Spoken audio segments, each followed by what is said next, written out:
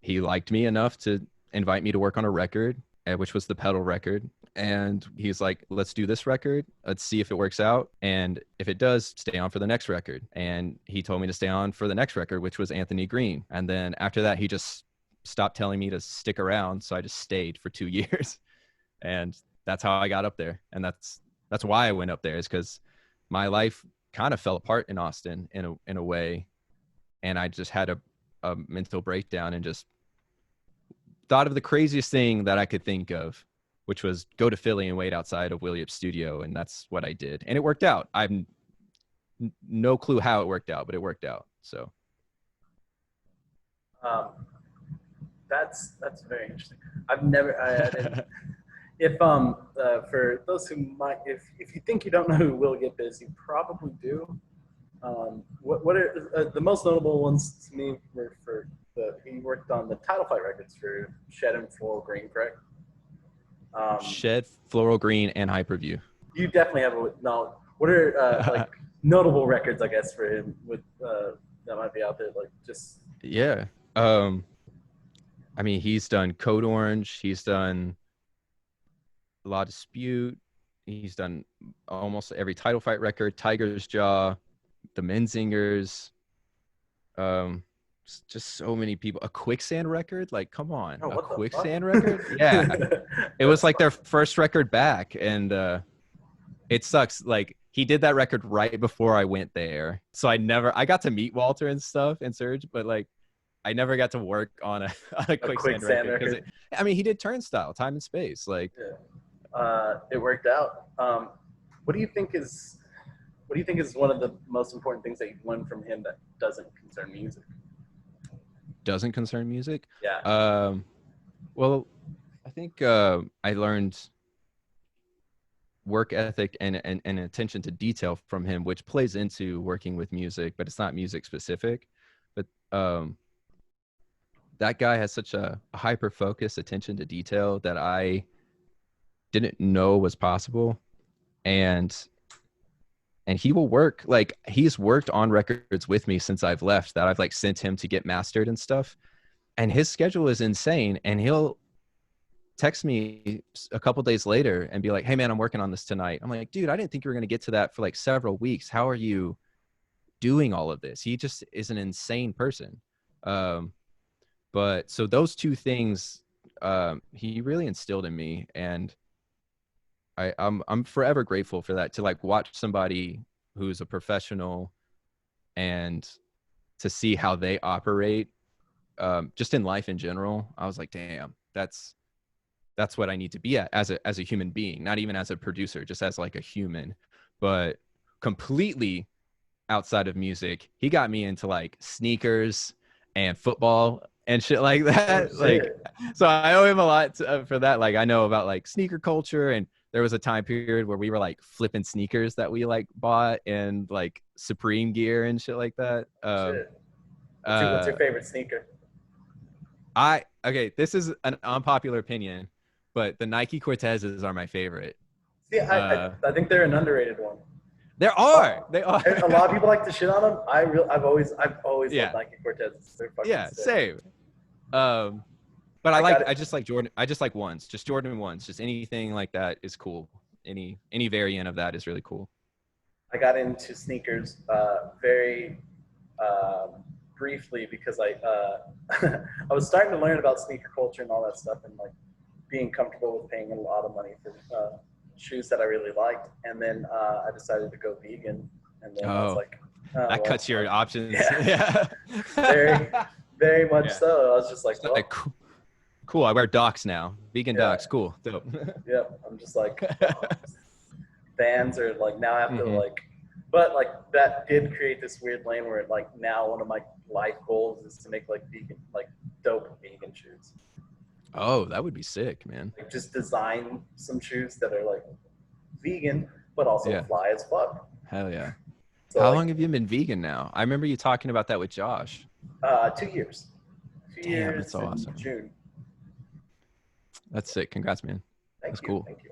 I know it's not easy out in West Texas being vegan, so it's definitely less convenient than probably say most places. Yeah.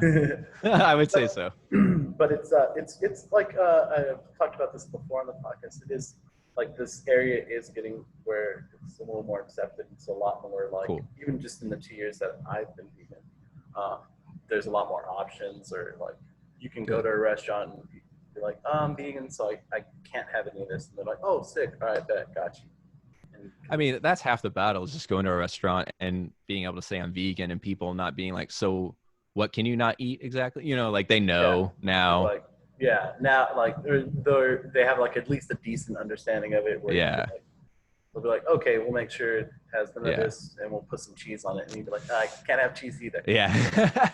Yeah. It's cool that like just dietary restrictions are getting around everywhere, not just LA and New York, you know? Yeah. Oh yeah, definitely. And I'm sure it's sure they're pretty.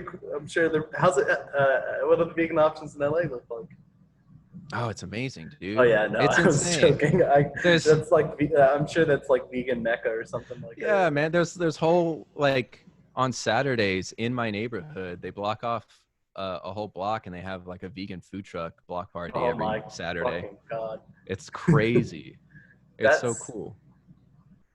That's the like with all this COVID shit going on, that is like my I'm just like I just want to travel.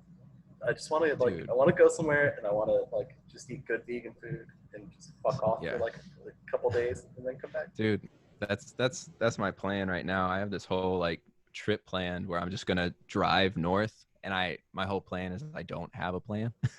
I've never been north of Malibu, so I'm just gonna drive up the one which follows the coast, and I'm gonna just drive until I'm tired and then post up on a beach and then get back in the car and drive until I'm tired and then post up on another beach and then just keep going until I hit the forest, I guess. I don't fucking know. Like it's just gonna be me and my dog. And it's because the same, man. I've been in this fucking apartment for months now, like watching people like have parties and like hang out and pool parties and shit, and it's driving me insane. And I can't like forget why I'm staying in my apartment. Like I can't break, so I'm just going to fucking leave instead and just not be around anybody, you know? Like I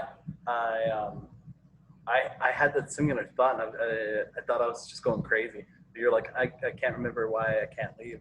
There was like a moment, like a week or two ago, that I was like, why the fuck am I just staying in my house? Oh yeah. oh yeah. Like I was like, I'm going crazy. I literally forgot about an entire pandemic for like. Right, because you see everybody on Instagram and you're like, oh, yeah, why am I home on a Saturday night? And you're like, oh, because I'm fucking supposed to be. I forgot. Yeah, and I go out and I have very few friends here in LA that are acting right, and like we hang out with masks on, 6 feet apart, you know, outside. I don't go in their houses, and dude, those fucking hangouts literally are saving my life right now.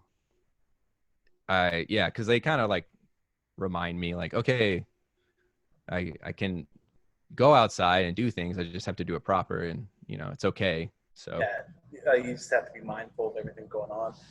Yeah, man. Especially like in LA. Like I don't know how many thousands of cases we get a day, but I don't want to look up the numbers. I've been trying not to look up the numbers because the numbers are worse. You know, like it's getting worse and you're like being more lenient.